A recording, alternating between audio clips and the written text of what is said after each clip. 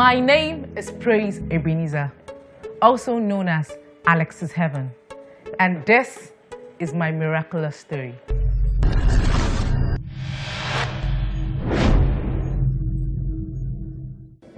We are told that this was sometime around May. We were told that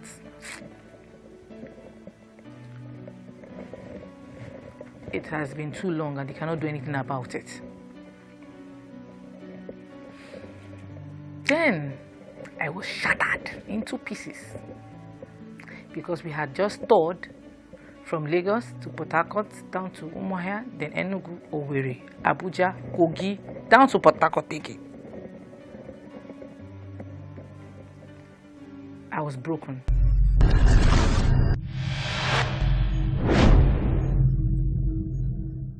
I remembered the guy that helped us from Port Harcourt down to Lagos. I had his number and I called, and he said he had left Port Harcourt for Lagos. And he offered to help. I don't know this guy, I don't know his name. He just wanted to help. He withdrew those information from me. And he paid for our first night there with my mom at the hotel. And we decided to try again the next day. But the same thing, they wouldn't just let us in. Fortunately, we managed to get past the gates, but we could not get into the building as we were sent back again. So at this point, I was tired of having faith, because all through my journey, I kept on evangelizing. Even with broken legs, I kept on saying people believe and all that. How I got the strength to do that, I did not know. But that moment, I zoned out. I became static. I could not eat for 2 days. I did not taste water, I did not taste food, and my mom, she went into a frenzy. She started panicking, started talking to a lot of people to talk to me, to eat at least. And we were just outside the hospital, sleeping like beggars in front of the beautiful gate, or by the side of the beautiful gate. Then I remember that a car came in and stopped in front of the hospital gate, and there was this woman wailing inside the car, and she was speaking in tongues and she was shouting, and I could tell that something was wrong. And they brought out the stretcher and all that to take the victim in, and the person had died the moment they placed him on the stretcher to wheel him in. And the woman stood opposite in front of me. She could not talk. She was looking at me, but she was not seeing me. And for the first time, I could really see somebody and notice somebody in 2 days. She could not cry, she could not laugh. She was looking as if she was going to run mad anytime soon. And we found out that her husband had just died. He was sound, he was healthy, there was nothing wrong with him. He came out that fateful day in the afternoon to wash his clothes, and he had an altercation with his neighbor. And neighbor went in, and he went back to washing his clothes outside in the compound there, and came out with a machete and macheted his head. And then, as they were going into the hospital, because the brain and everything was exposed, he died. And then the Holy Spirit said to me, "And you are still alive." This person had the use of his hands and his legs. He could eat. Everything was okay with him. And just in a twinkle of an eye, his life was cut short. His wife, very young, and the said man, very young. And then I knew that I was ungrateful. And I told my mom, I saw garden egg, I will eat. Garden egg. That was the first thing I started saying. Garden egg, gala, anything I could sight at that moment in a show glass or passing, just bring, I will eat. I was grateful to God for life.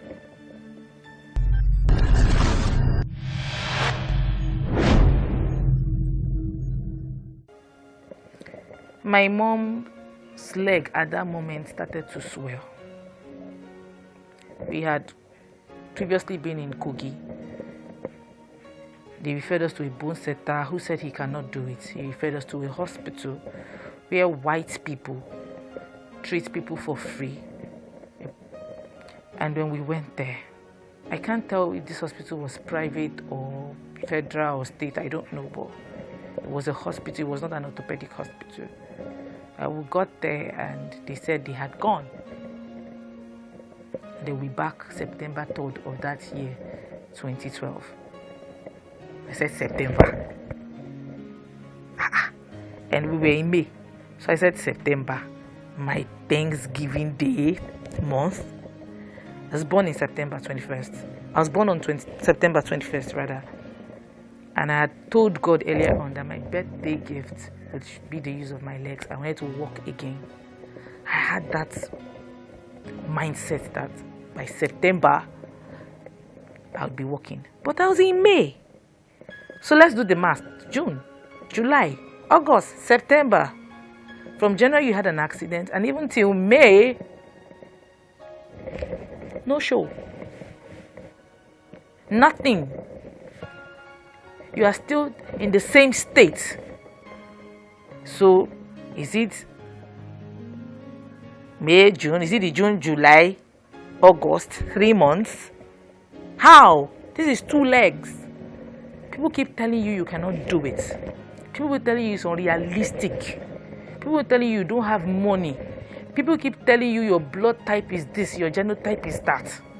People will keep telling you no, making you see negativity all around, the strong odds against you. And I kept on telling them that there's a difference between those that study to actually get good grades and those that are nonchalant and lackadaisical about grades. I'm not talking about those that pay their way through to get good grades. I'm talking about those that do not care. They don't do the work. They don't put in the work. They don't put in the effort. It was not by my powers. It was not by my might. It was not by my strength. But I had this strong faith that even when I fell, I stood up again. Please don't remain there. When you fall, don't remain there.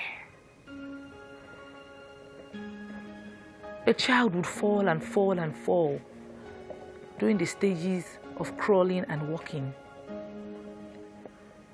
so he or she masters the art of walking.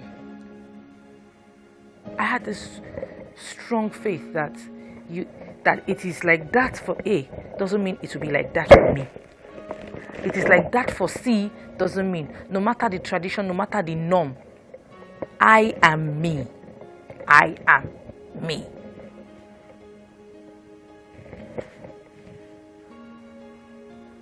And that's how it is that Kogi went to the hospital. They said he had gone, like I said, and September, I said it was my Thanksgiving. But I knew that everybody's leg was just being amputated, even young children. I told my mom, I screamed, I said, get me out of this place. This place is so depressing. And that's what most of us do. We hit rock bottom. We begin to hear sorrowful songs. We lock ourselves in. We begin to cry pity. We begin to mourn. We begin to feel bad. And look for who will sympathize with us. I told my mom, I can't be in this space. It's depressing. I don't want to end up like this. Please take me away, ma.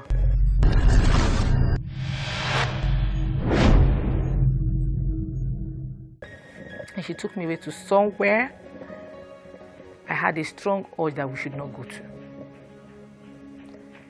But she pleaded and begged that they said the man is the best bone setter in Kogi State. When we got there, I can't even begin to say the things our eyes saw. But the thing is, the man actually wanted to swap my mom's legs for my legs. My mom started to look for her wrapper. It was missing. You saw it in the dustbin. It was all bloody, and a lot of things had. That's when we realized where we were. People people in the past have said, go to so shrine and go to so shrine. Another 2 weeks you'll be walking again. They go just break chicken, put egg, put palm oil, you get yourself. And I told myself, and then tomorrow I'll be on the altar of God. Who will I say did it? Chicken? It's not really easy.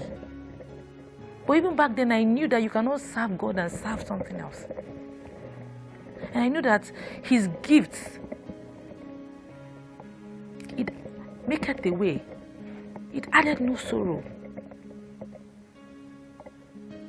But when it comes to what has to do with the devil, it's never free of charge. The gift of God maketh rich and added no sorrow. And when we saw that where we were was not where we are supposed to be at all, we left. But then it was too late. My mom's leg had started to swell and was before our eyes. I'm talking about in a matter of hours. Started to get deformed.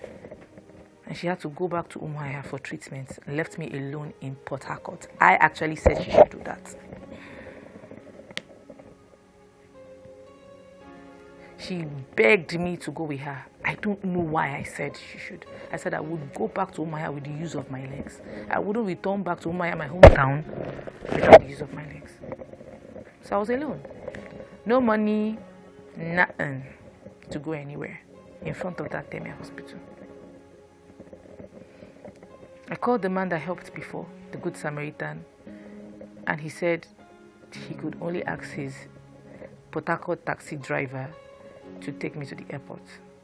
Got to the airport, met the last flight, did not have money to go. I did not say a word. I only said, Holy Spirit, have your way. I'm waiting for you. People kept on asking, do you want to book? You want to board? And I said, I'm waiting for someone. I wanted to go back to Lagos. I was tired of roaming about. And I said, I'm waiting for someone. And a young lady showed up. Hi, very pretty lady. And she asked some questions and I answered, and she offered to pay for my flight ticket. And she went to use the ATM machine, and it was not dispensing cash. And she tried her best, and she felt so bad because we were about to leave. And she left. Immediately she left, the ATM started dispensing cash. And then later on, people had to gather. That was the last flight to Lagos. And I said I was going to Lagos and I was waiting for someone. What is going on? Then I explained, and a man offered to help me. I want to shout out to Smith. Thank you so much, Smith, if you're watching this. I call you Simi, so you know the Smith I'm talking about. You're in Port Harcourt then. You had just had your own accidents too. You're still using your walking stick. You had yours before me, and before mine, rather. And the man that offered to help said tomorrow we'll try again. I should follow him to his house. And I got scared. It's okay to be afraid. Sometimes you get scared. You want to be too cautious. I got scared. What if it's a ritualist? What if somebody does?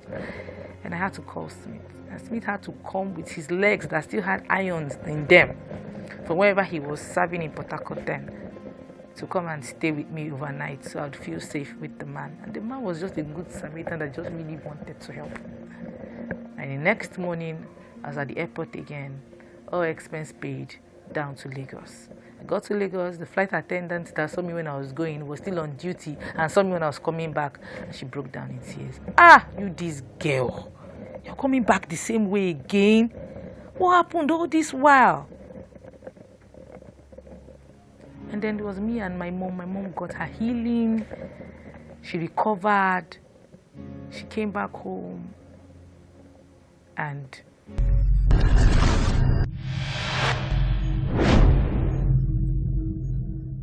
she traveled back to Lagos while I went back to Abia State. Here in Lagos, we comb all the cotton, all everywhere in search of this. We made efforts, we travel here and there, but we thank God that one day somebody gave us a news of another person. Someone told Uche Francis about his boss. She had an accident and someone was treating her. And says, if he works out for my boss, then I'll give the number.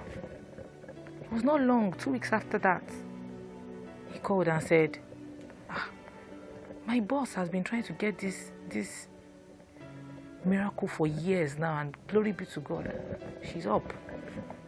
So many people have tried, but here is the number. And then Uche came and told me, said, okay, let's try him. And he came over to the house.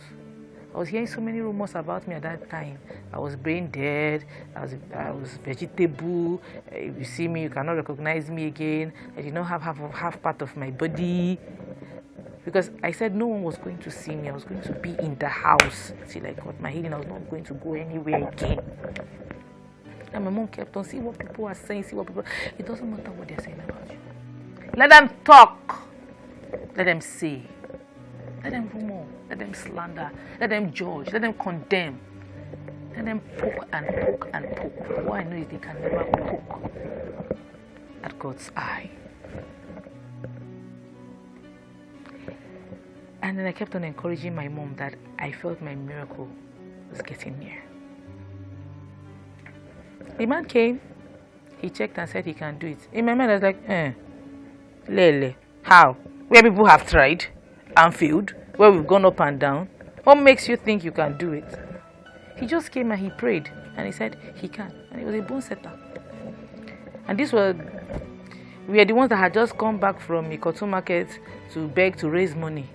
Go to Oshodi market to beg to raise money. And we're not raising anything. And the man came, and then a fateful day, I had a dream. A man came in that dream and he met me. He said, it's time for you to get up. I said, my mom is not here. Nobody here to watch me get up. And he said, but there is no crutch to lift you up. I said, sir, give me any crutch, even if it's wooden crutch or plastic crutch. And he went in and got a crutch, this silver crutch, and then he raised me up. And I saw myself walking down the street and people were just glorifying God and they were amazed. And I woke up.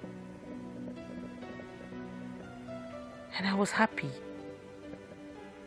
And the next day I was watching a movie and I felt this sharp pain on my leg.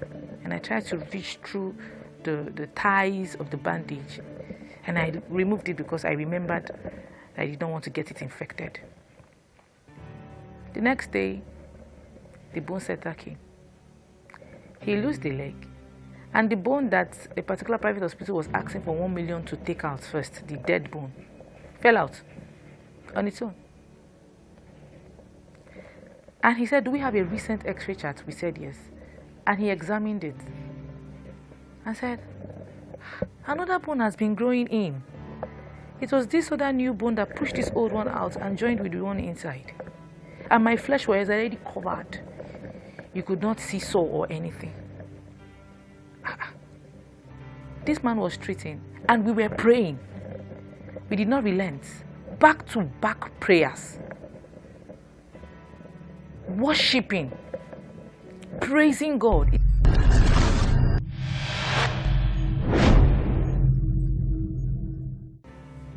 And funny enough, he said, very soon, I'll give you the crutch and then you walk. And he did. He asked my mom to get a crutch. And that day, my mom was not around, nobody was around, just like in that dream, and he raised me up.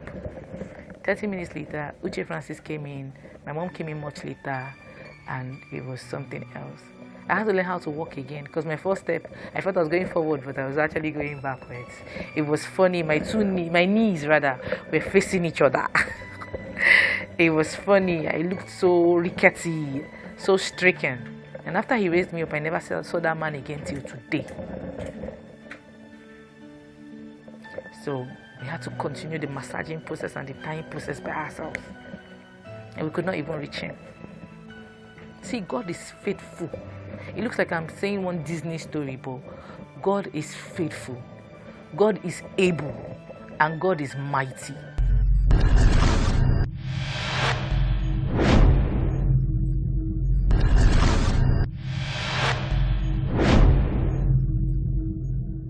it would have been me if not for God. But it's not as if you felt like I saved your life. No, it's not as if you say it Being was that God. We swap. It was God. I was the superwoman. Yes, Spider girl that saved your life. actually When I was like in the Wonder other Woman. side. Wonder Woman, yeah. Let me take it. Like this American film, take the bullet. Yeah, I'll take the bullet for my guy. Can you even imagine that with everything that happened, she still danced?